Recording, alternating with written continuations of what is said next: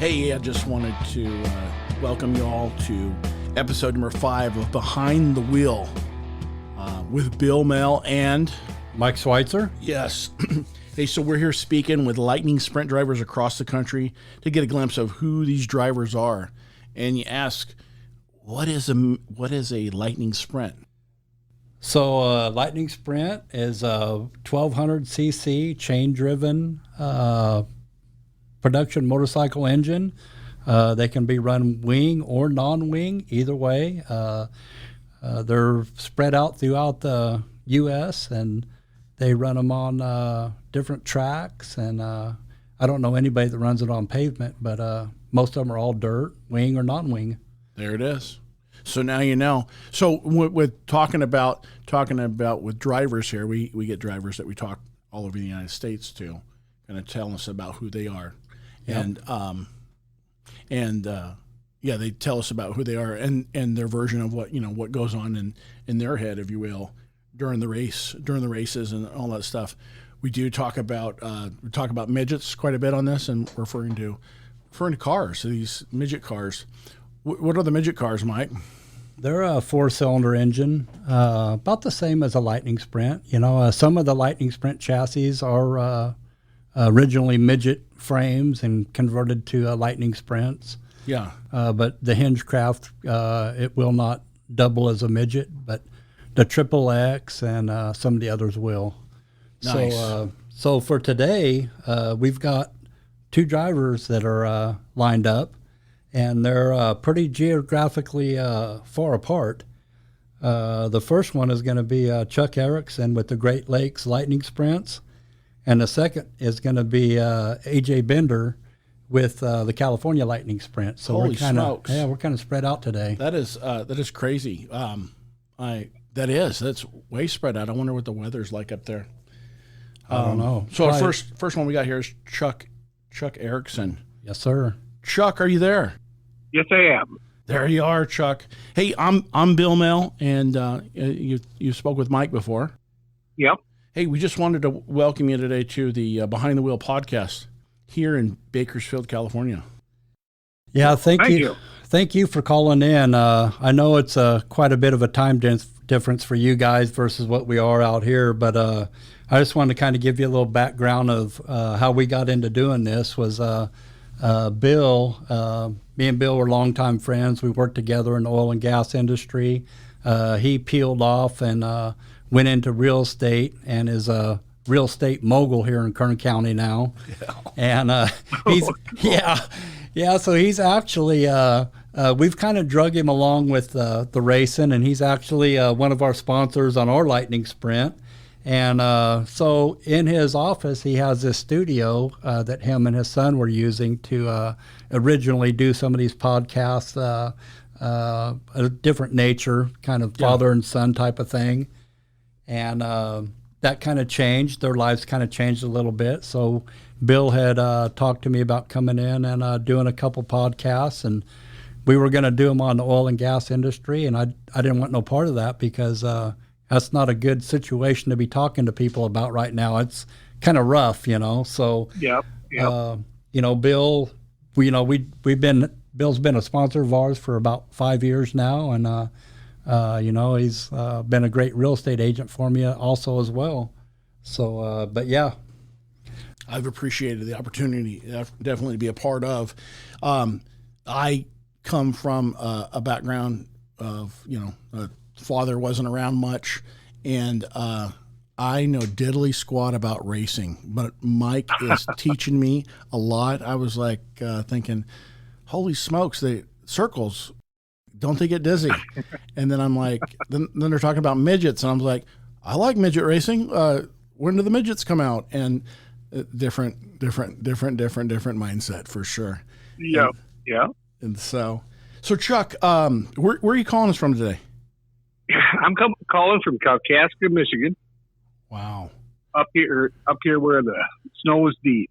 Snow is deep. What's the weather like? What's the weather like today? Right now it's beautiful. It's beautiful. It's 70 degrees. It's gorgeous. Oh, so, man. We're melting. We're melting today almost, if you will. Chuck, how old are you? I am 60. Holy smokes. So I young. know. Yeah. You are a good guy. Well, I'm 50, so I'm thinking that 60. You know what I mean? When I was, in our 20s, and we thought about them older people that were in their 30s and 40s, so you're just like, man, they're old. And then 30 and 40 came and went, and you're like, holy smokes, what am I doing? So 60, I'm like, 60 is just knocking at my back door here, and I'm just like, It's only about 2 blinks. 2 blinks, yes, 2 blinks in 4 days. Yeah. Yep. Chuck, what do you do for a living? I am a state building inspector for Michigan up here. I do 26 counties. Wow. So, which is mainly schools and prisons. So it's not as bad as it sounds. Yes. So, well, I think anything for any state would be probably pretty good. Probably good retirement up there. Yeah. yeah. Oh, yeah. Yep. Nice. And it gives me a lot of practice driving. Yeah. Yeah. Awesome. So Chuck, we understand that you you run with the Great Lakes Lightning Sprint Club. Is that correct? Yep. Awesome. Yep. You just said that. I'm just kind of reiterating, if you will. Do you? Can I dwell on that a little bit for you? Sure. Yeah. Tell me about it. Okay. Actually, it's the Great Lakes Sprint. I mean, that's a whole organization. Yeah. And that is run by Barry Marlowe. And he is just a tremendous promoter for us up here. And we are a division of that. Barry runs the traditional sprints, which are your 410s with no wings. They run the 360s, which are winged sprint cars. Yeah. And then he's got the Lightning Sprint. Gotcha. And we've been running with him for 3 years. I can't say enough about him being an awesome promoter. So, I mean, he can keep you racing so your wheels fall off, literally. Nice. And he's always got a smile on his face. He's a good guy to race with. We sure would love to have more cars come and join us. We've got about 24 cars on the books, and we sure would love to get about 40 of them. That way, a few of us could take a day off once in a while. Yeah, there you go. There you go. Yeah, I had the chance to talk with Barry on the phone, and Yep. seemed like a really good guy, and really into the racing, and sounds like you guys got a good thing going on up there for sure. It is really tremendous. He does just a perfect job for us. And I tell you the truth, when he tells you something, that's what happens. Good. And I love racing for a guy that does that. So Nice. Have you ever ventured outside of outside any other clubs? yeah, no, we originally started this as Hiram's Lightning Sprints, Gotcha. and we pretty much ran 1 or 2 tracks the whole time that we did that. I guess there was 3 tracks. There was Cherry, Merritt, and Winston up here. Now that we're with Barry, last year we ran at every dirt track in the state of Michigan. Wow. How many are there? So yeah, I got to tell you, I think it was 21. Wow. That's we were cranking. So that's pretty cool. That's some traveling. yeah, it was cool to get to see all of that, Yeah. and it was real enjoyable to get on all these different tracks. Yeah. So how did you get your start in racing? You guys aren't going to believe this. Let's hear it. When I was 50, my boy started racing, and his mother was terrible nervous. So what do you do to get out there to protect your kid? You might as well get right beside him in the car. Yeah. That's how I got started. Wow. So how long is that been the Lightning Sprints, or was that a different division? Yep. Oh, it was. Nice. Nope, that was strictly Lightning Sprint. Nice. So 10 years. That's 10 years. wow. That's pretty darn cool. Yeah. Pretty darn cool. What number you running on that car? 101. 101. That's when I started when I was 50. I plan to retire when I'm 101. Nice. Wow. Sounds like you got it planned out. Also 101 is just the basics. That's why that number really came out there. Oh, that's Sprint's 101.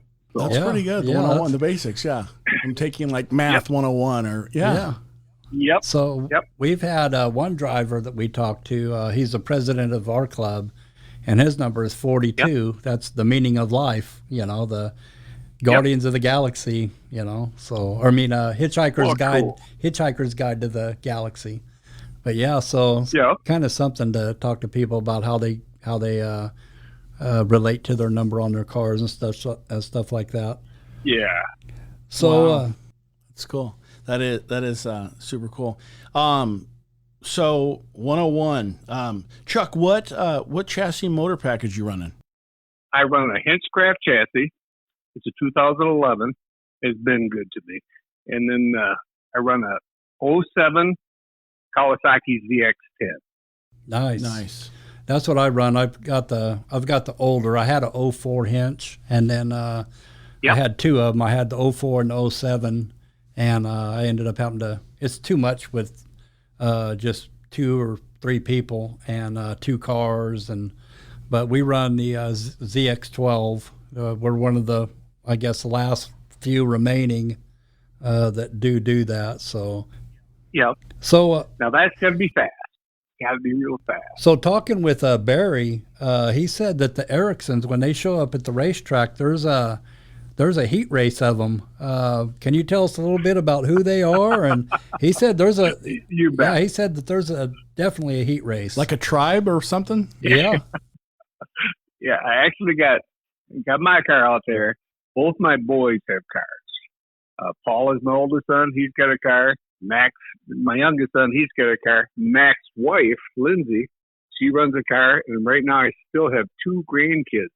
Their daughter and son, they're both driving cars. Wow. So we haul all of them to the races. And then my boy owns a construction company. He's got his lead man and his son that show up right there with us. So when we get there, we can put on a small show if we need to. Yeah, that's what he was saying, that there's quite a few. So I just wanted to touch base on who that was. And I kind of looked on, I kind of follow you guys a little bit. I try to kind of stay up with the Lightning Sprint stuff across the U.S. And, I kind of watch, a lot of your guys' posts and stuff like that. But yeah, when I saw all those cars, I thought, wow, there is a bunch of them. Yeah, it's a lot of fun. But I tell you, it's a lot of work after we're done racing and getting them all washed. Oh, man, I'll bet. That's probably a Sunday barbecue, huh? That's right. That's exactly what it is. Yeah, right. And so Lightning Sprint racing is the most family fun that we've ever run into. Right. And it's because it keeps a family group together. After the races, typically we have a little potluck dinner there. A lot of the racers just come right on down and join in, and they bring a plate to pass. So, I mean, it's really a good group of people to be in. That sounds awesome. That sounds like a lot of fun and heartwarming kind of thing. You know what I mean? I don't mean that kind of cynically by any means. It is. It's family fun there because you got your racetrack family. Yeah. And this is a awesome group. I mean, if you need something goes wrong. If we don't have it in one of our trailers, one of the other guys have it in theirs. It's like there's we don't have enough of that in this 2022. Me and Mike were kind of talking about the world we're living in these days. Yep. It just doesn't seem like there's enough of it's all about me sometimes. Yeah. Quite a bit in this world, and not enough. What can I do for somebody else? Yeah. Yep. The group of dirt track racing guys are great guys. Yep. And there's more than that out there, but I'm telling you that this is one awesome group of people to be into. Awesome. Hey, so Chuck, what any plans for the future? It's basically we're just going to continue on as we're going. Of course, we've all got to replace cars and chassis here sooner or later because we're just plain wearing them out. We plan on running Lightning Sprints. Pretty much that's as far as we're going to go. I have had we had a 410. And me and the boys tried it out a little bit and decided that was definitely not the way to go. Because it took 3 of us to get that thing down the road where we can each be in our own car with the Lightning. Right. Yeah, that 410 stuff's pretty demanding. Yeah, that's a lot of work for a lot of people. Yeah, it's pretty demanding for sure. So I know that we kind of touched on some of the tracks that you guys run up there, the dirt tracks. And, I've watched this on YouTube and stuff like that and some of the posts. But running on the ice, Tell me about that, and how in the heck do you set a car up for that even? Yeah, I got it. I'm very interested in that. Let me tell you this, guys. It's the most fun you will have, other than it being cold. You set your car up for a heavy track. You put your tie-down shocks, tie them both down on the rear, and as long as you got good studs in your tires, your air pressure is about 20 pounds on all four, and you will have the nicest ride of your life. So what do? Take the Hoosiers and just stud them? Actually, the front tires, we actually put one of our chains on the front tires, and every other hole we'll put a show-and-bill stud in. We use woody studs. We'll put a stud in every other hole. And then on the rear tires, what works really good is if you actually get some front rims off of a full-size Sprint, and those will bolt onto your hubs, and you can put them right on the rears and run 15-inch trailer tires. Oh, wow. Okay. Because they're a heavy ply tire. Right. And otherwise, with the Hoosiers, now I've tried it a couple times, a couple different ways. But you get out there, and if you get a little bit too aggressive, you will pull studs through a Hoosier. Wow. Yeah, I was wondering, watching those videos, you definitely want to be in first, because it doesn't seem like everybody behind you can't see. Yeah. And it's like, I'm sure that there's a few of them that kind of go off the track, I would think, or, into the snowbank anyway, Yep. Yeah. So what do you? I was one of those guys last year. What do you do? Are you running on the peripheral vision on that, or how are you? Actually, some of the guys can put a plexiglass windshield on. Oh, there you go. You can get a battery operated windshield wiper like off of a Jeep. Wow. But or you can sit there and every once in a while wipe across your visor and flip your visor up. Yeah. So, I like the idea of the windshield wiper. Leave it to a racer to come up with that, plexiglass with a wiper on it. Yes. That'd be. Yep. I've been riding. I ride a motorcycle, so I not just street bike, a Harley road glide, and so I've been in some, I would say, dewy. Some situations where there's just heavy dew and fog, and yeah, I'm one hand throttle and the other hand just wiping my lens so I can kind of see where we're going at 60 miles an hour, 70 or whatever. Yeah, it's I get it. You guys would really enjoy the ice track racing. Wow. You really would. Wow. And if you can get out there on the day when it's 30 degrees out and the sun's shining and there's no wind, you can't beat it. Wow. I'll bet. Yeah, because I'm a cool air kind of person. I love the cool air because you can always warm up from coldness. At some point, hell's not going to get any cooler. That's right. That's right. It ain't going to happen. It's in the name, Yeah. Yep. Yes. Chuck, do you have any, what's your favorite track back there? That's a toughie. I love just about every track that is close to 3/8 of a mile. 3/8 of a mile. Gotcha. So, and they're all my favorites. So it's really hard to pick a favorite. Wow. Once we get on a half-mile track, it's hard to let that car breathe. And those are not my favorites because typically, if you don't let that car breathe about the time you hit the corner, we're going to be changing motors during the race. Right. Yeah, them. That's tough on those little 1000s. That's tough on. That's them. right. Yeah, those half-mile tracks, they're beautiful because you can put it right to the floor and have fun. But you're going to be changing motors. Yeah. Wow. Do you, Chuck? Do you ever run without a wing? We have ran without wings, not with the Great Lakes sprints, but we used to run without wings with high ropes. Gotcha. And that's still fun, but there's not a more comforting sound than when you tumble one of these cars than to hear that wing crunch. Yeah. Amen. Yeah. I get you. Because if you don't have that wing on top of you, you lost all your shock absorbers. Yeah. I'm a wing guy too. That's what I prefer. Yep.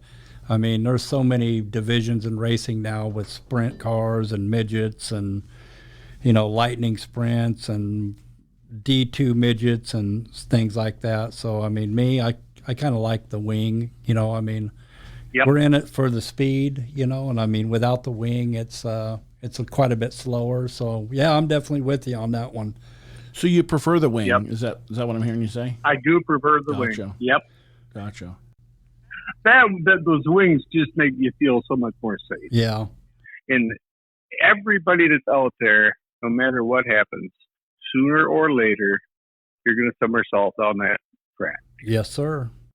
And so any extra protection, as long as you get your safety gear on, I don't think that you can get in a safer spot than in a Lightning Sprint chassis. Yeah.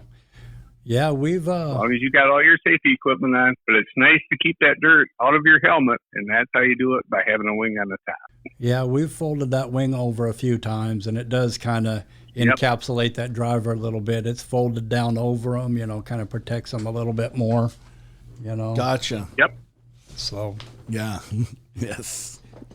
Yeah, I totally understand that.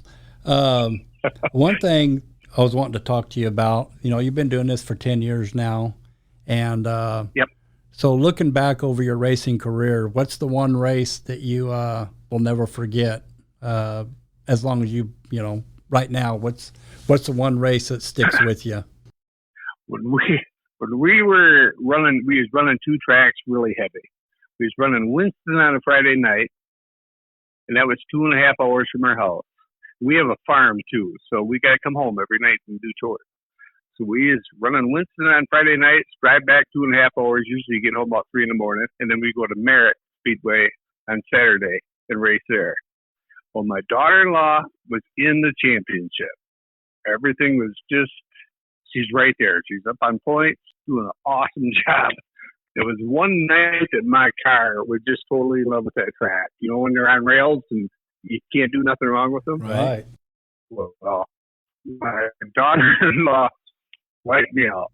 Really? So it was like a last lap, and she came up and bumped me from the back. So over we both go. Oh man! And the worst part of it was we got home about 3 in the morning, and we had to rebuild her car so that she could be on the track the next day at Merritt. Wow. So those are races that I will never forget. But we had a ball and we got her done.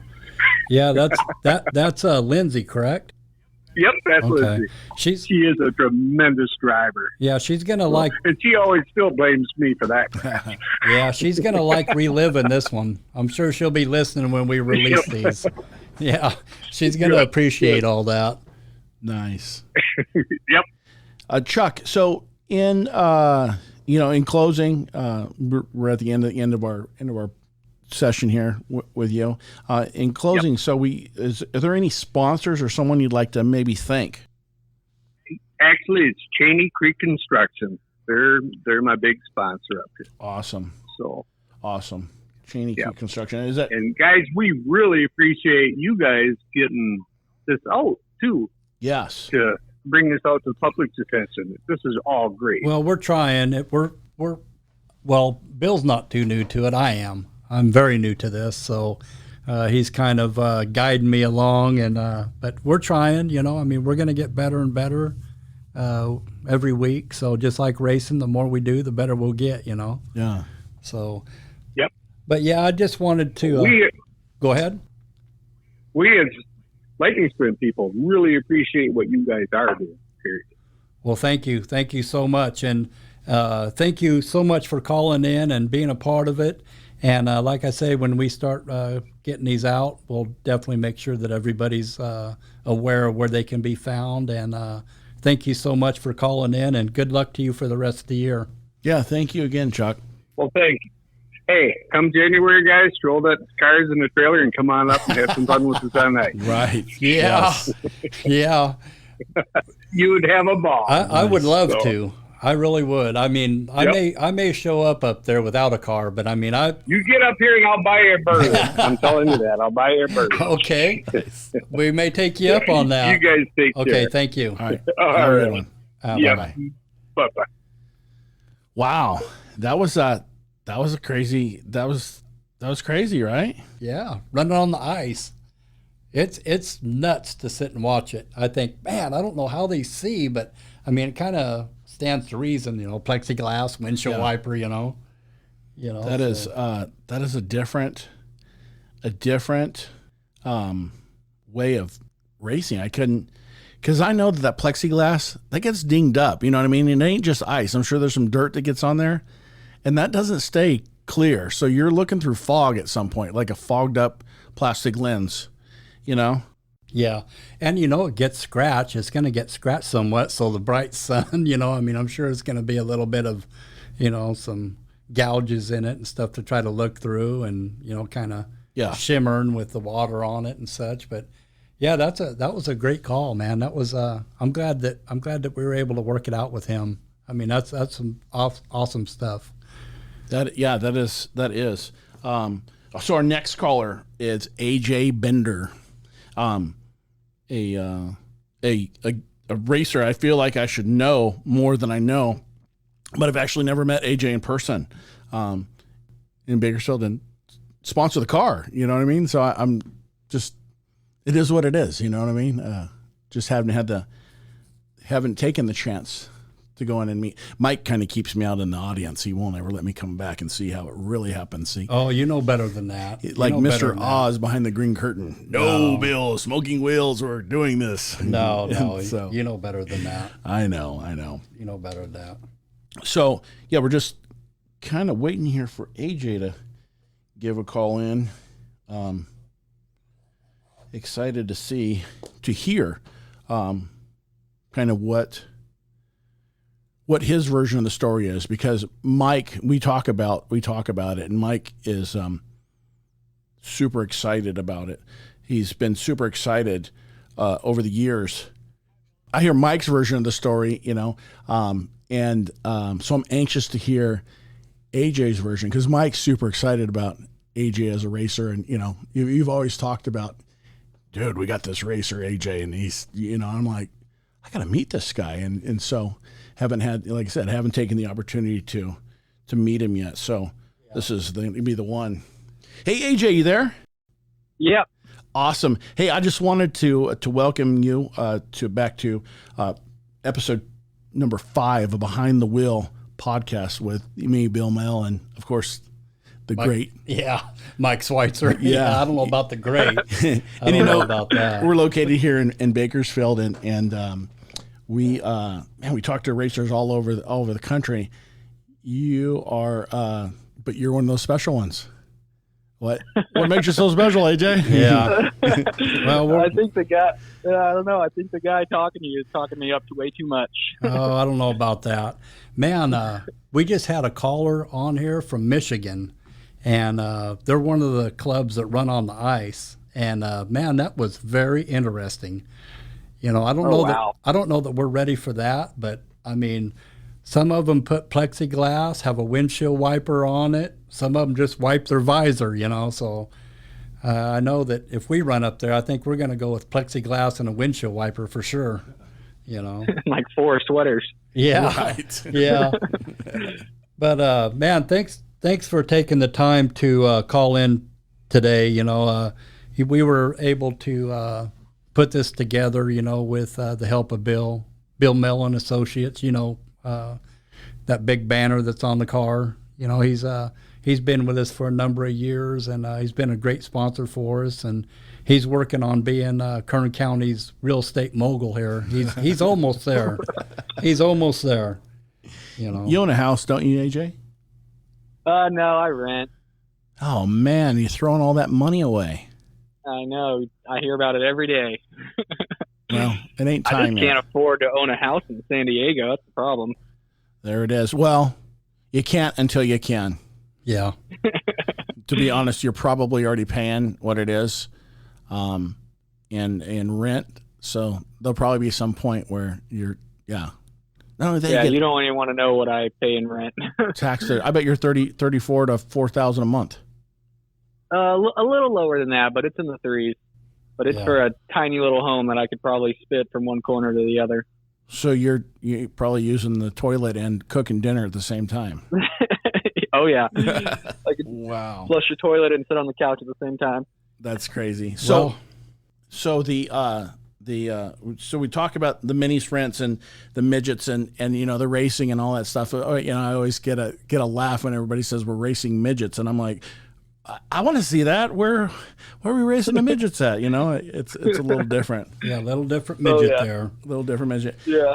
Hey, AJ, so how old are you? I am 29. 29. Yeah, he's getting up there in age. Holy smokes. I know. You're almost as old as the grandson of the one we just talked to. I don't feel 29 every now and then I do. I take that back. Right. AJ, where do you live? San Diego, California. San Diego. See, I didn't even know that. I was thinking that since you raced here that you were Bakersfieldian. Oh, no. No, I just love driving up there.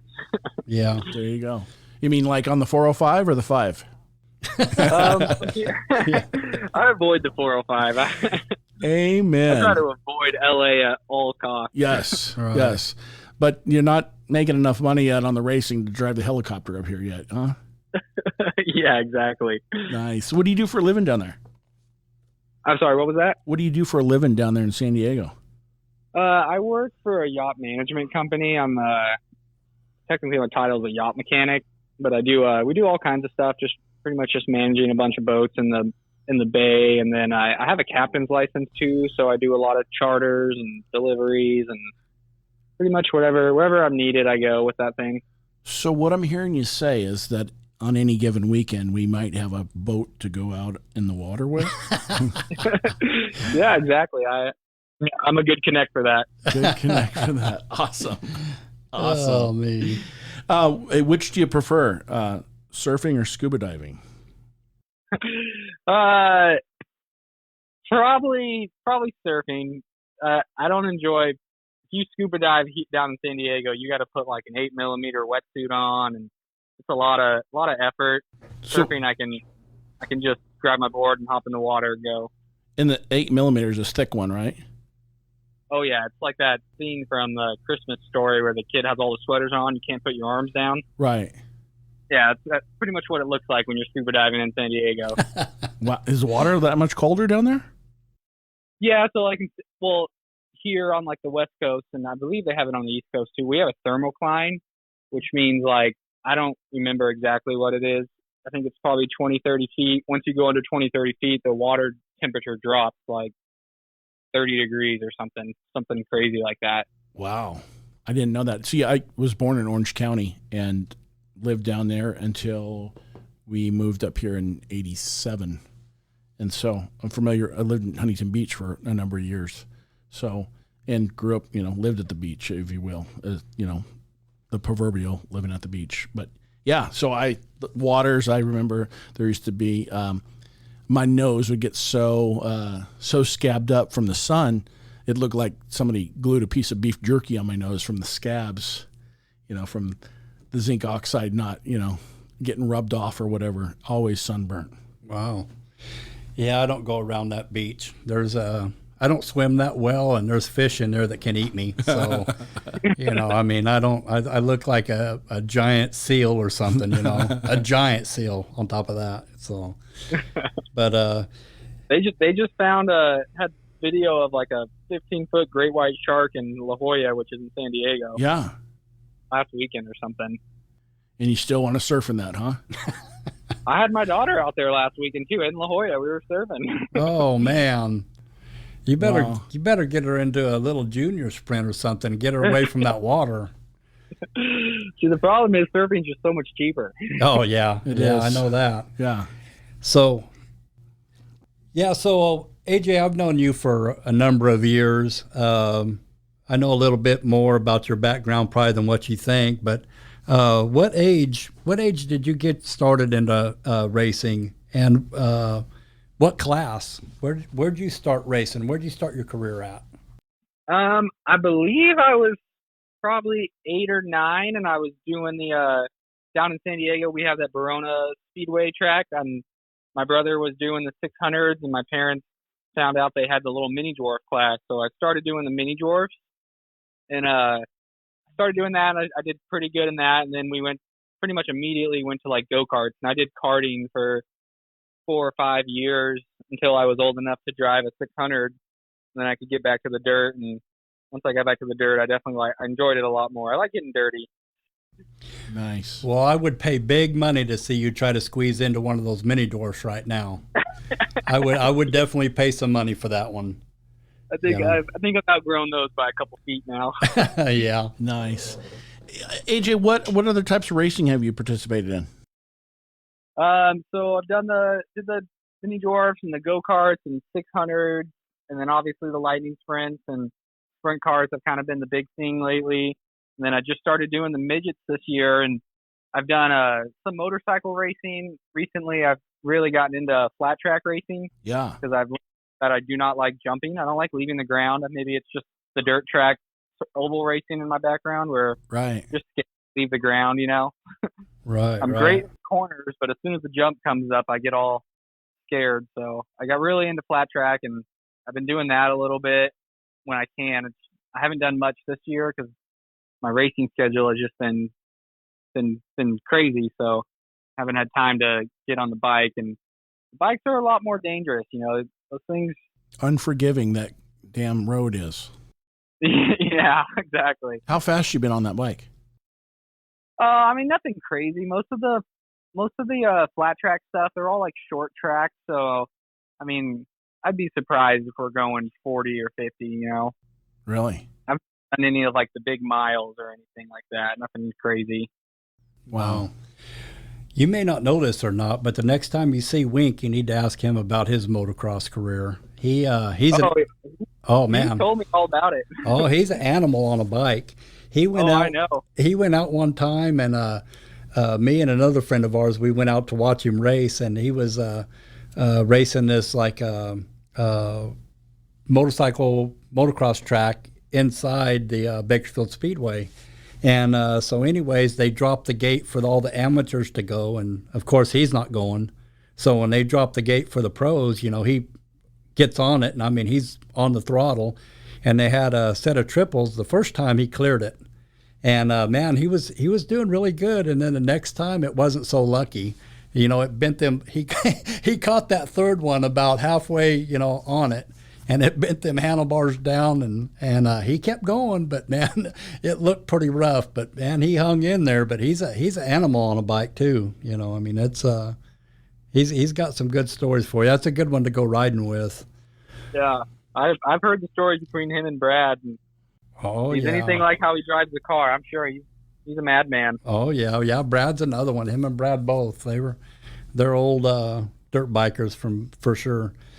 So kind of going back to the racing a little bit. So where are we headed? What's that career? Where are we headed with that dude? With just racing in general? Yeah, racing in general. Where ideally, I would love to be able to run the USAC National Tour in the sprint car. I mean, that would be a all-time dream of mine, you know. Just being able to run that many races and get that comfortable in a car would be great.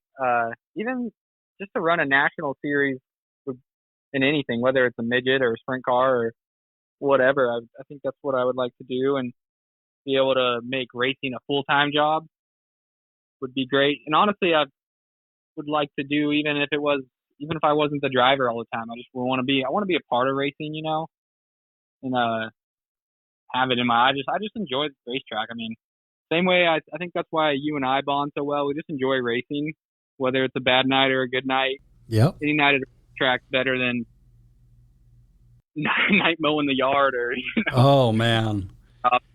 Yeah, you may not know this, but I got a gardener now. For the first time in my life, I've got a gardener, and it kills me because I kind of critique him a little bit. You know, it's like, hey, can you cut it a little shorter? You know, I like it like a putting green. You know, but yeah, but he does a great job. I mean, he's good. I don't see this as a fail, AJ. I think you got. It sounds. I didn't know this about you. I mean, you got a really good setup going on. I mean, like, you know, if we have a crappy night racing, and it's hotter than hello, how are you? You're like, oh man, I got to go to work on Monday, and you're down there at the water. Yeah, like I got to drive this yacht to somebody's dock and put it there, and I got to get in a car and go back to the or I got a boat following me. Yeah, that's some pretty good stuff. I'm stoked about. I didn't know that about you. Yeah, no, I mean, I'm very blessed. I've always kind of I've always done stuff that I enjoy. Like I'm not enjoying something, I don't do it. I think Mike knows that about me. You can tell when I'm not into it, and that's kind of been my career path, whether it is racing or my job. And I've always liked water, and that's how it started. I just wanted to be around the water when I was younger. So I got a job at a marina, just doing like boat rental stuff, and then met some captains, and they were like, "Man, you should get your license. You'll enjoy that a lot better." And then I got a license, and then I was like, "I don't know anything about these boats," so I got a job working for a really great company down in San Diego, where I feel very confident working on boats, and something goes wrong, because there's nothing scarier in the world than being miles up sea and your boat doesn't work. Heck yeah. I can only imagine. I don't even want to think about it. Right. I don't even want to hear it. So, getting a little bit of information on you, if you will, here on our notes here, and it says that your family has a background in open wheel racing. Tell us about that. I mean, this is one of I didn't know this, you know what I mean? Like, I generally didn't even know this about you. Yeah, no, I mean, honestly, it goes back really far, and it's one of those things where if it wasn't for them, I don't know if I ever would have found this thing that I love so much, and thank God I did. But my older brother raced a lot, and that's kind of, I think, what definitely pursued my passion, because that's like, oh, my older brother, like, he did that, it looks cool, I want to do it. And then, my family's from Texas. Most of my family lives in Texas still. My dad raced at this awesome speedway out there called Devil's Bowl. It's actually where the World Outlaws started. And he was a modified champion out there. And then my grandma used to actually race out there too. And then her father owned one of the very first sprint cars that came out back when they were the scary looking death traps.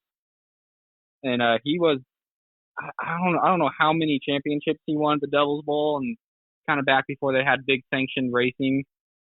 I want to say it was like the 60s or something.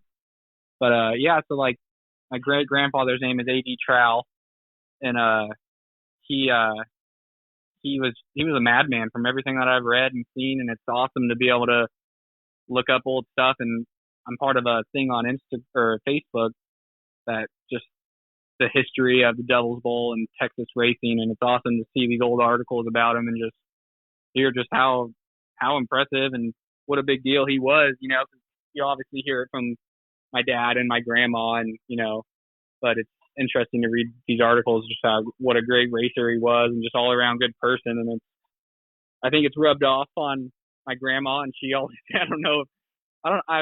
Mike's met my grandma, and she's pretty intense when it comes to racing. She's a no bull kind of lady, Nice. So it's fun. It's always our family. It's kind of accepting that, it's like, oh, we're whether it's a holiday or not. Like, even this last year I did the Chili Bowl, and everyone's like, oh, what are you guys doing for New Year's? And it's like, oh, we're getting ready to go to the Chili Bowl. Oh, we're not doing anything. Or even turkey night, Thanksgiving, we'll be at the racetrack, and just kind of knowing within my family that if there's a race, we're going to try to be there no matter what's going on, if it's birthdays or whatever. Even, I think it was earlier this year, my wife's dad had passed away on the day of a race. Oh, wow. And obviously we got to the track, and we were going to load up and go home to be with her. And she was like, you're already there, just stay there. That's how it is. And obviously it was a tough time. And my dad looked at me, we were sitting there, and he's like, just so you know, if I ever die on race day, you go to the race. Don't ever second guess. Yeah. Well, I'll tell you what, I've had the pleasure of being in the pits with your grandma, and man, she is definitely part of the crew. I mean, there isn't anything that I haven't seen her do a whole lot. I mean, she is right in the middle of it. And I mean, not in a million years would I have gotten either one of my grandmothers even to a racetrack, let alone in the pits. I mean, that's just kind of something that's unheard of. And she's a heck of a woman, to get out there and still, work on that car. And like you said, she's a no bull type of person for sure. Yeah, and it's funny too. She is always every time after a race, like I look at my phone mostly for racing stuff or like times and whatnot, but I don't really do a lot of texting or that social media stuff till like a little after. But when I look at my phone after the race, very first text is always Mimi. Either what in the hell happened out there or congrats. You know? Yeah, probably. Yeah, I can imagine that. Well, wow. You know, we've had some changes in our team, and you know, we started out with the 2 cars, and you know, you started out driving the 91, and then I had to get rid of one. It was killing me to work on 2, me and Wink both, and what limited help we have, you know, I mean, it's tough. And so you've been very successful in both cars, you know, starting in the 91 and moving to the 41. So I've always wanted to ask you this: which one do you like better now? You know, honestly, I think there's still a big part of me that I think I enjoy the 91 car, and I think that's more or less because, I mean, you know how my driving style is. I very much enjoy a free car, and that car just seemed to be a lot freer, and I think that's where we struggled a lot when we got into the 41 car, where like we just couldn't quite get it to my comfort level for me to try to drive really hard, you know, and be on the edge. And I think the 91 car just kind of was just naturally, I don't know what it was. It was just a lot freer, and it just felt more comfortable to me. And I think that's kind of something we've always worked towards in the 41 car, is trying to get it back there. And I think we all had that impression when we went to the 41 car that this car is newer, it's going to be better, it's going to, you know, we're going to instantly be faster. And I think it kind of took us all back a second when we weren't that great out of the box. You know, we were kind of like, holy smokes, hang on a second, AJ, hang on. Oh, I had to mute Mike. He's just ripping out his hair. He's saying, what is it, Mike? What have I done? I sold the wrong car. Holy smokes. What are we? Oh my. Yeah, I guess I need to find that car and buy it back, huh? But no. I think we've got the 41 car right where we like it now. Yeah. And especially since you got the power steering, it's like a total game changer. Well, you know, you're a tough customer to set a car up with. You know, I mean, I've never been around anybody that likes a car more freer than you. And so when you were running the midget, I believe we had James Turnbull come in and sub for you. And so he was telling us, yeah, I like it kind of free. And I thought, there's no way he likes it as free as AJ does. So, you know, we tightened it up a little bit. And, man, we tightened that thing up all night long. And when he went out for the main, we thought, man, we might have went too far. And come to find out, we didn't go far enough. You know, I mean, we still could have tightened it up, pulled some stagger out, and went down on some air pressure. And, I mean, we learned a lot from him. But there's not too many people that like a car, you know, as free as you do, for sure. Yeah. I don't think I've ever told you too many times. I think every time I've told you I wanted to tighten the car up, I'm very cautious, and I'm like, yeah, let's just do a little bit, you know? Yeah. I think I've just always had the driving style where, like, I want to make the car, and I know I've told you this before, I want to make the car do all the work. You know, like, I want to, as selfish as it is, I want to make my job as easy as possible. Well, you know, we try to accommodate that. Believe me, we've put everything on that car except for a cup holder. And Wink keeps telling me, we're going to put a cup holder in there. I mean, we've adjusted the pedals and laid the steering back, power steering, you know, I mean, but yeah, we're always, you know, trying to make that thing better for you for sure. And I think that when you get back in it, you know, I think we've made some more changes, and, you know, you've done very well in it this year. You've won, 3 or 4 races in that car already. So, you know, we're going the right way for sure. Oh, yeah, definitely. I feel like that 41 car has gone leaps and bounds as we were last year. And it's just, you know, it's just that every car is different, you know, even if you buy the same thing, everything's a little different. So just getting comfortable with it. And, yeah, you know, like I said, you guys are all, I always use you guys as an example when I talk to other people, when I drive cars. It's like, I doesn't matter what I say, they're going to try to fix it or do what I want to the car, whether they think it's completely backwards or not, you know. Right. I think sometimes we've gone too far, you know, and like I can tell you want to look at me and just be like, I told you so. Yeah. You know, and it's like I'm stubborn in that way where it's like I gotta make the mistake and, you know what it feels like to not want to go back to that kind of thing, you know. Yeah. Nice. Well, we've got a good crew with that car, you know, with Wink and Brad and you in the driver's seat. You know, when we're on it, you know. Yeah. Even like you said this year, I think we've won 3 out of the 4 so far. And I think all 4 of those races, I was driving another car.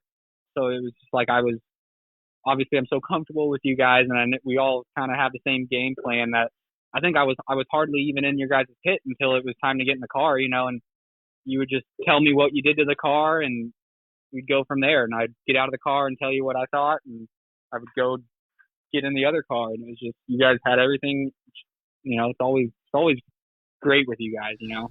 Well, on the way here today, Mike was telling me that tires are getting so expensive that he's decided that we're going with solid rubber this next season. So that's going to be one thing you're going to be stoked about. They got the best power steering, changed the power steering box out, but you're running solid tires like on a Bobcat. Yeah. Yeah. We'll make it work. Right. For sure. I bet we can make that fast. Yeah. I'm confident. Nice. Well, we go talking about hitting the sides of them with a grinder so we can round them off a little bit for you. So you're going to have to do some of the work there. Oh, yeah. Hey, so AJ, we all, I know I'm not a racer, but you know, most of the racers we talk to have all had one race with a win or even a loss or some significance that you know they never forget. What is that one race for you? I don't know. It's just like sometimes it's like honestly some of the races that I don't win, I mean, I shouldn't say that because Mike's seen me when I don't win, and it's not always pretty. But like sometimes it's just the progression feels better. And off the top of my head, I feel like probably when I first started doing lightning sprints, I struggled a lot. I think I just wasn't very confident. I mean, off the top of my head, I think when I first started doing lightning sprints, like my just favorite track in the world is probably Paris Auto Speedway. Obviously Bakersfield is right below it, but there's something about Paris, like just the environment. It just, you feel like you're in a stadium and it's big and it gives you goosebumps every time. And it's one of those tracks where it's like you hardly ever luck into a win or you hardly ever luck into doing good. Where like some tracks like Ventura, you can start up front and have a good finish whether you're fast or not. And I was struggling in the lightning sprints, and I think it was like 2012 or something. It might have been a little sooner than that. And I just like couldn't get a win. I couldn't get hardly on the podium. And it was like the 4th of July race. I don't know why I remember it so much. It just sitting on the tires. They always did the fireworks in the intermission. And I won the 4th of July race. And it's one of those things where I don't even remember. I feel like I just blacked out the whole race, but I got to the lead and I won the race and it was great. Everything was awesome, you know, and I got to the podium or do the winner's speech and I couldn't get words out of my mouth. I think they luckily Ronnie Everhart was the announcer back then, and she thank God my dad was right there. She saw my dad and started talking to him because like I probably couldn't put a sentence together. I was between happy and just excited. I don't know. I was panicking, and then the following week at Paris, I won again, and it was just something about that was just. I feel like I've never forgotten that, no matter what. And I mean, a cool one I just won was the Turkey Night at Ventura, which obviously is great. And I think the thing that was really cool about the Turkey Night one was, obviously I know it's a big race every year. It's Turkey Night, and it's just in the sprint car side of it. It wasn't in the midget, but I guess I never had all night. We've been there 2 nights, and the first night's all like the heat race and qualifiers, and then the second night is the main for the sprint cars. And I guess I just hadn't walked in the stands and seen how packed it was. And I just remember winning the race, and I did a donut, and I pulled in the front straightaway, and I got out of the car, and I looked at the stands, and I was just like, holy shit, there are so many people up there. And the second I got out of the car, I lifted my arms up, and you just heard the crowd just roar. And that was a really cool feeling. just to have that feeling of all these people looking at you and just watching. And it was a good race. I mean, it sucked it took rubber, but it was great for me because I found the rubber first. So yeah, you did. Everybody else was probably, not happy with the race. And if I was everybody else, I probably wouldn't have been happy either. But it was one of those ones where I was on the good end of it. So I don't know, just like moments like that, I enjoy it. Just cool. It's cool. And then just people coming up and appreciating what you do. And just, it's awesome. I enjoy it. I enjoy the racing aspect more. Like even when we did the COVID stuff and there was no fans in the stands, it was like nothing had really changed for me. Like I don't go in the stands much. I don't pay too much attention to it just because, I mean, you've seen me, Mike. I've kind of just, I'm focused on the track, and watching dirt. I watch dirt a lot. Yeah. I talk about dirt a lot, Yeah. Sure, my wife loves that. Yeah. Oh, man. Like I'm sitting here right now watching the BC 39 and I was just all in my head. I was just thinking about how, cause it just rained and they just had to run these last 3 heat races after the track was all wet now and the track's just one lane and fast. And yeah. just, it's just interesting. I don't know. I think a lot about dirt, I guess. Weird aspect about myself. So AJ, here's the crazy thing. So we've gone, we're in episode 5 right now. And, dude, everything you said, today, I felt it. So like when you talked about, coming out of the car, doing the Pilat and Ventura, and then you looked and you're like, saw those people. And then I can imagine that. I haven't had that experience yet. But I can imagine what you're talking about, like the roar and probably the chills you got, you know what I mean? Probably kind of one of those probably, tear jerker kind of, you know what I mean? Like people are happy and they get some tears and people are sad and they get some tears and you're just like, holy smokes, what, you know what I mean? Like the eye of the tiger moment, Well, Bill, you were at the World Outlaw race there in Bakersfield, weren't you? Well, Grant Sexton, going into 3 was running second and come out just inches ahead of Cody Nye. And I know that crowd went crazy when that kid popped up out of that car. There were so many people there. I didn't get that. So I was kind of looking at the people. I was dodging the dirt. I forgot my goggles at home. And so I just remember that I'd never seen that place as packed as I had that night. Yeah, it went nuts when Grant passed Cody for the win on that one. That was a pretty big win for Grant, for sure. Yeah, that was an awesome race. That was awesome for him and everything. Wow. Yeah, the racing is the only thing, like the dirt tracks. It's the only thing I've ever been to where I had to take a shower before and after I leave there. Yeah. Yeah.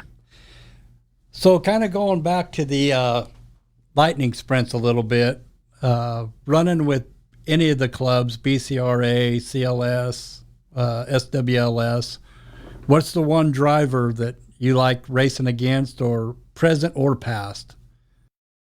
I've always enjoyed racing with Jarrett Kramer. He races hard and he always sticks to his guns. He can run the top like anybody else, but he's a mastermind when it comes to running around the bottom and catfishing, and there's nothing wrong with that. And he's always a clean racer no matter what happens. I'm sure in the past that me and him have made contact and stuff, but it's like just kind of feels like an older brother kind of thing. It's like he's always there to talk to me and we can discuss stuff, and just seems very easy to talk to and really great to race. I've always looked. He was one of the top guys when I first started, so I've always looked up to him, and the fact that he's still doing it and he's still just as competitive as he was, and I've always looked up to him for sure. As far as like Northern California guys, there's definitely a lot of. It feels like a lot of the guys in Northern California that were good in the Lightnings kind of moved out of the Lightnings and never really stuck with it. Like CV's a great example. He did Lightnings for a long time when he was younger, but he never got back into it. So yeah, no, I'd probably say Kramer. I enjoy him, whether it's on the track or off the track. He's a great guy. Yeah, he sure is. We've known him for a number of years too. Him and his brother Seth. They were both good racers, and Seth's a heck of a mechanic for that Sexton group down there for sure. Oh yeah, that's a great wrench. And same thing. Every time he's not helping the Sextons out, he always is texting me. He's like, "Hey, you're racing this weekend? Can I come with you and help out?" And he's a great guy to have around. He knows when to talk and he knows when to listen. You know. Yeah. And he's great with drivers because he drove himself too, so it makes it easy to communicate with and tell them what I'm feeling and whatnot. That's good. Just the whole Kramer family. They're really good people, and just watching them. Obviously, I was younger, but watching them grow as drivers and people, and just seeing their progression is something. Kramer, got it. So I'm looking for Kramer. And I'm looking to meet AJ in the next race. Well, and we're gonna keep dragging you along with us. And we need to get you down there with us. Yeah, it's a whole different animal than sitting up there in the stands. Yeah, I need to turn some wrenches, bust some knuckles, and I need to feel that. Like, hey, we ain't leaving until we get this well on tonight. I ain't felt that in a while. Yeah, it's pretty intense like that. I think I've said this before that to some of my racing friends that have never been to a race or whatever, and they say it looks kind of boring. I said, well, maybe NASCAR and stuff like that is, but on the dirt, it's like the National Football League putting all the teams on the field at one time trying to win. Goal. Get a goal. Yeah. Come on, let's do this. Yeah, it's like all the teams together, but it's pretty intense, Hey, AJ, so, as far as like a race car or bike, what would you say has been your wildest ride you've ever taken? Like crash-wise? Yeah, maybe crash-wise, or just like almost got away from you, didn't quite get away from you. You're like, holy smokes, how did I just do that? I had one that definitely got away from me that I think that might have been 2018 or 19 at Paris during qualifying. And qualifying in a sprint car is probably, whether it's the CRA or the national group, qualifying is probably the most intense time you would ever see a sprint car, even if it's in a wing car. Qualifying is just an intense experience, whether you're driving or watching, because it's just 2 laps and as fast as you can humanly go. Really? And I had a pretty bad crash at Paris where I went into the first turn and it started to bike, and that's just where the left side of the car gets up. And at Paris, you normally run around the wall, and normally qualifying, it's like a couple feet off the wall at that point. It's not like on the wall yet where it'll be in the main. But it started to bike as soon as I got in the corner, and I got out of the gas and tried to set it down. And just the second I set it down, I was already in the wall. And I couldn't tell you outside of the video of watching it, but I don't remember what happened. But it was a pretty wicked barrel roll, and obviously just, rode off the car. The car was toast, everything about it. And I remember the car biking, and I remember setting it down. But to this day, I can't recall probably 2 days after that. I got a pretty wicked concussion and sprained a bunch of stuff in my neck. It obviously could have been a lot worse. But yeah, that one definitely shook me a little bit. And my wife still jokes about it because she's like, yeah, and my wife was probably 6 or 7 months pregnant at that point with a broken foot, I think. She just remembers Holy smokes. Me in the car. Like, I remember the ambulance. She's like, the ambulance asked you if you wanted, like, the ambulance said either your wife's taking you to the hospital or we're taking you. And I was like, oh, well, she's a lot cheaper. So I just got in the car with her. And she said I was just rambling on about just nonsense for like an hour and a half until we got to the hospital or something. Yeah. And it was just one of those, I don't know why it was obviously a pretty wicked concussion, but I just have no recollection of what the following 2 days took place. It just, even as hard as I try to remember, I can't. It shook me pretty good, and it's just, it's part of it. It's part of the racing. Yeah, I remember I was told at my household, so shortly after that, I'm sure you remember that we were going to run the lightning sprint. And I was told at my homestead that you put that kid in that car and he gets hurt, you're done. And I thought, uh-oh. So, I mean, I had talked with your dad and your wife, and, everything seemed to be okay. And And I remember when you got to the track and I was sitting in there in the trailer and you come in there and he said, "Hey, there's one thing I forgot to tell you." And you took your glasses off and your eyeball was solid red. And I thought, oh my God, this might be kind of rough tonight. He's blind in one, can't see out of the other. I thought, oh man. Of course, I didn't want to tell you that before because you might have been like, "No, we're not doing it." Right. Yeah. But I think that was, that was like a week, or I think it was 2 weeks after I had that crash or something, right? Yeah. Yeah, and like my eyes were all bloodshot for a while after, and I had a black eye. And could you see out of it, AJ? Honestly, I could see out of it. Yeah, it was, it was obviously a little like it would get, when your eye turns all red, it kind of gets pussy, so you get pus in it, and it would kind of make it a little blurry, but it wasn't bad. I was all over the eye drops, and I don't think you could have. I think I would have had to. I think me and you would have fought, Mike, if you tried to get me out of that car. Well, I think we're going to have to go back and edit this because Teresa's going to hear it. And, now that you've said you can't see out of it, it's not going to be good. No. I think we did pretty good that night. I don't remember. We sure did. I don't remember how it went. Yeah. Yeah, we did really good that night. So. Yeah, it's just, it's one of those things that it's like with anything, like once your adrenaline starts going, the little things you're not thinking about, Right. I totally get it. On a motorcycle, the worst thing I ever did was stupidly 2 weeks before the racing season started, I went to a flat track race, and you wear a steel shoe on your left foot. And I was trying to pass a guy, and I just lost the front and just tucked the front, and my hand was still on the handlebar on the left side, and my pinky got caught between the handlebar and the steel shoe, and it ripped my pinky open to the second digit. And same thing, the adrenaline was going so bad that I was like, oh, my pinky hurts, but I picked the bike up and finished the race and pulled into the pits, and I was still on adrenaline. And my buddy was there who was helping me out, and he's like, oh, you okay? And I was like, yeah, my finger hurts pretty bad. And he's like, let me see. And he looks at it, and he's like, dude, go sit down. I was like, what do you mean? Yeah. He's like, pull your glove off, man. And I pulled my glove off, and my glove was like sewed into my skin. And I pulled it off, and you could see bone, and he's like, dude, I watched the color of your face just go pale.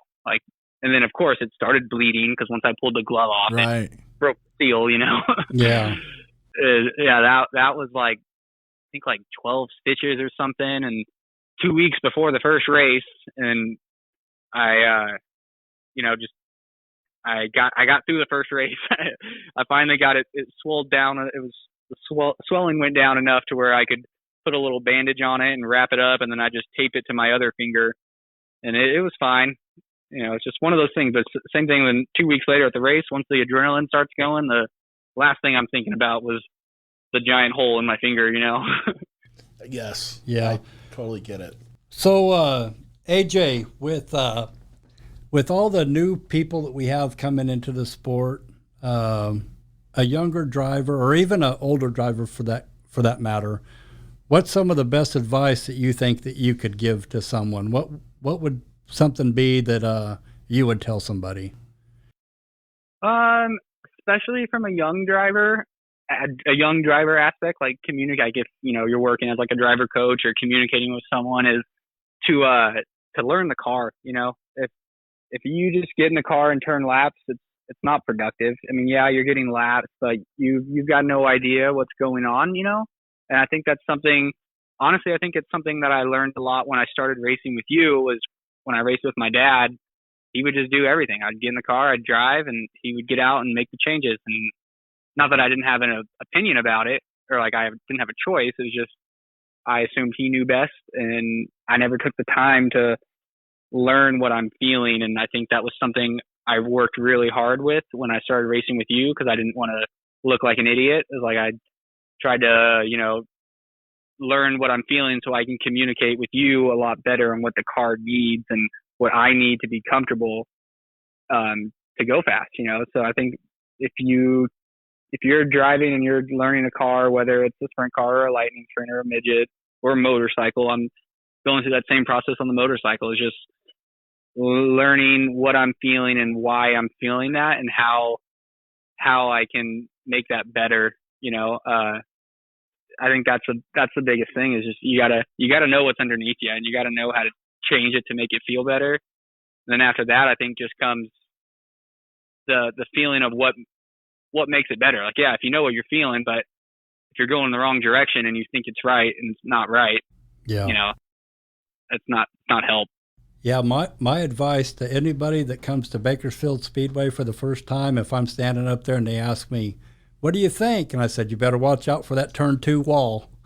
And watch out for 41. That thing sticks out there a little bit. And it's gotten a few of them younger guys, and I always tell them, watch out for that turn 2 wall because it'll get you. Is that the one that pops out?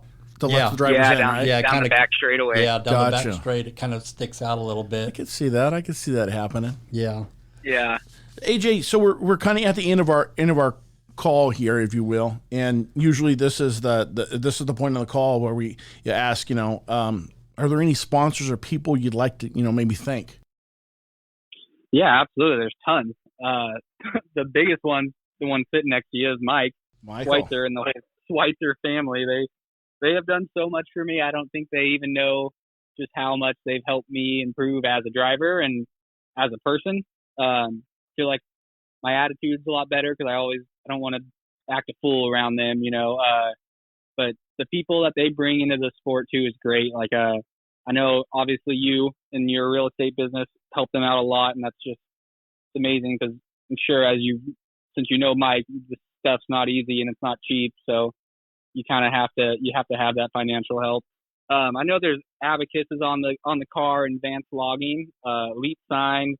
Yoshimura just came on with Mike, which is really helpful. It's cool to have those guys there and, kind of fine tune the motor a little bit. And, you're always striving to be better and get the motor faster. And MP Environmental is a big one on the Lightning Sprint. Pretty sure that's who Wink works for, right? Yeah, that's where Wink works at. Yeah. Yeah. Yeah. And, Wink is such a character, and Wink is so awesome, but he is such a great guy to have at the racetrack because he is all in. He's the most in your face, all about racing kind of guy, and it's the best kind of guy to have at the racetrack. I know something's going down, Wink's probably right behind me. Yeah. Oh yeah. Yeah. It's been we're gearing up to come back with you here pretty quick. So I think we got a good ride set up for you, but I want to thank you for calling in and taking the time out of your day, and good luck to you no matter what you're driving this year, and thanks again for calling in. No problem. Enjoyed talking to you guys. Thanks, AJ. Thanks, AJ. Have a great evening. Yep. Bye. You too. All right. Bye-bye. Wow. That was super cool. I learned a lot. That probably should have been our first call ever with AJ because it like woke me up to so much that I didn't know. Not that the other callers weren't that. It's just kind of like, for me, in my personality and who I am, I need to. You can tell me how to take apart the stopwatch, but I need to get in there and do it. Yeah, you know what I mean, and be like, oh yeah, the spring, the gear, the spring, the gear, the gear, the gear. You're like, oh, I understand it. So then when you're talking about it, you're like, hey, the gear, the big gear, and there's oh, I understand. So I could understand a little bit more kind of what he was saying because I could relate with it a little bit more. Yeah, that crew that we put together, Wink and Brad and AJ, I mean, it's a good crew. We've been together for a while, and I mean, it's when we're on, we're tough to beat. But we have bad nights just like anybody else. We've had a few of them. Yeah. And, it's growing pains, and I guess I need to run out and get a hold of Jason and buy that 91 car back. Right. Yeah. And he was like, no joke. I mean, when he was talking about Wink, I was like, yeah, that's the Wink I know. You know what I mean? It's like, we're all in. Yeah. And who's got a problem here? We're going to handle it. I'm like, yeah, that's the Wink I know, So, yeah. Yep. Man, Mike, so we made it to episode 5. Episode 5 in the books. In the books, man. In the books. Super grateful for this opportunity, and man, thanks again. Oh, thank you, Bill. I mean, without you, all this wouldn't be possible. You heard the caller from Michigan, thanking us, but without you, it wouldn't happen. Well, I'm super grateful for the opportunity, because sometimes you never know what's going to take you out of what you need to be out of. You know what I mean? So each time, each week, this kind of takes me out of the life that I kind of, the normal mundane stuff. I don't want to say mundane, but just kind of gets me to get out of my own self and get into something else that isn't about me. You know what I mean? And it's slowly but surely, I'm going to be about it. You know what I mean? Going to be about it more. So I'm just thankful. Yep. Definitely. Same here. All right, Mike. I'll see you on the next one. Okay. Thank you, Bill. Bye.